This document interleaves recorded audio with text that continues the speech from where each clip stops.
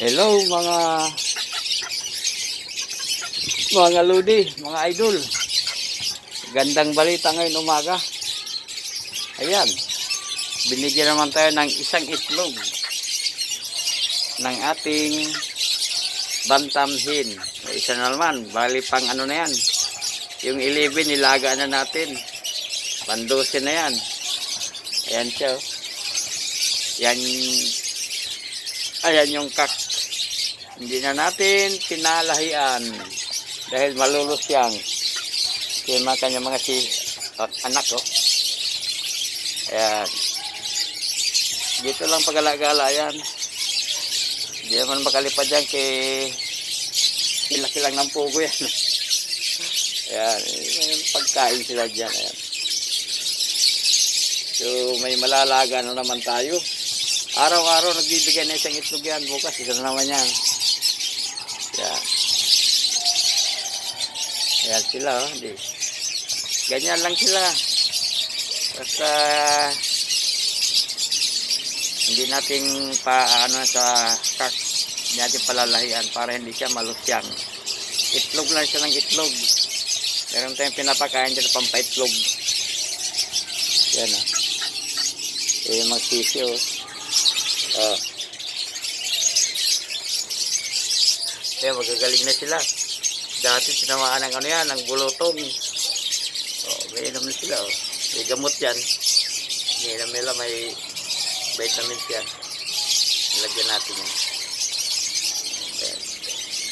Ano, astig oh.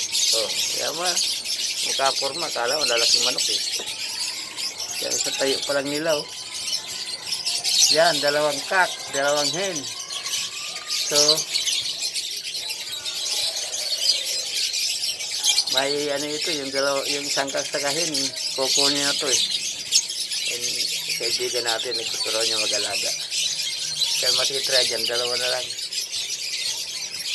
Yan siya. Ginawan naman yung kak ko. Bali ano lang to sa akin, noong December lang. December lang to sa akin. Nabili ko naman ng isang kaibigan natin. Medyo mahal nga lang. Yeah. Itlog niya oh. Yan lang itlog niya. Maya kukunin na natin yan. Iikunin lang natin. Hanggang makapag-laga na naman tayo. Yan.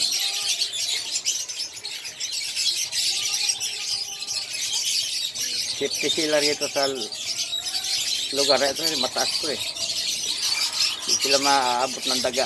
Pero pag sa baba to, yari sila sa mga daga. Oh. Yan, yung tissue niya dito lang pag-alagala.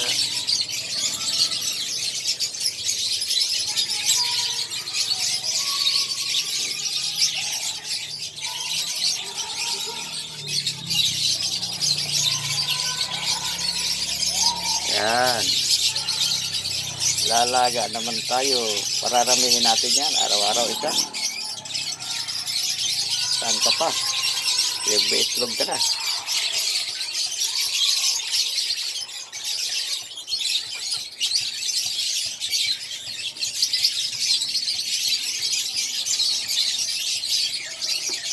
Okay, thank you for watching my short vlog.